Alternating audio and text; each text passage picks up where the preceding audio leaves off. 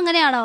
സ്വയം ചിന്തിക്കണം. കാരണം നമ്മൾക്ക് നമ്മുടെ മക്കൾക്ക് എന്തെങ്കിലും ഒന്നായി, ഭർത്താക്കന്മാർക്ക് എന്തെങ്കിലും ഒന്നായി പഠിച്ചോരെ അവർ പോയ എനിക്ക് ആരാ ഉള്ളത് എന്നൊക്കെ ചിന്തിക്കുക. അതല്ല, അള്ളാഹു റസൂലും കഴിഞ്ഞിട്ടേ ഉള്ളൂ മറ്റുള്ളവര്, അല്ലെങ്കിൽ ഈ ലോകത്തുള്ള എല്ലാ സംഭവങ്ങളും അള്ളാഹു റസൂലും കഴിഞ്ഞിട്ടേ ഉള്ളൂ എന്നുള്ള അതെ. രണ്ടാമത് വന്നിട്ട് അള്ളാഹുവിന് വേണ്ടിയിട്ട് ഒരാളെ സ്നേഹിക്കുക, അള്ളാഹുവിന് വേണ്ടിയിട്ട് ഒരാളെ വെറുക്കുക. അപ്പോൾ നമുക്ക് എന്ത് ചെയ്യാൻ പറ്റും? ഈമാൻ്റെ മാധുര്യം പൂർണ്ണമായി ആസ്വദിക്കാൻ കഴിയും.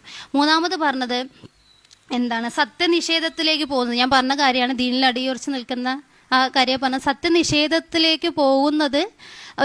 ഇപ്പം നമ്മളെ തീയിലേക്ക് എറിയപ്പെടുന്നത് വെറുക്കുന്നത് എങ്ങനെയാണോ അതുപോലെ വെറുക്കുക എന്നുള്ളതാണ്. മനസ്സിലായോ? അപ്പോൾ നമുക്കെന്താ ദീനിൽ അടിയുറച്ച് നിൽക്കാനും വേണ്ടി അതിയായി മോഹിക്കുകയും ദുആ ചെയ്യുകയും ചെയ്യാം. ഇൻഷാ അല്ലാഹ്. അള്ളാഹിൻ്റെ അനുഗ്രഹം തീർച്ചയായും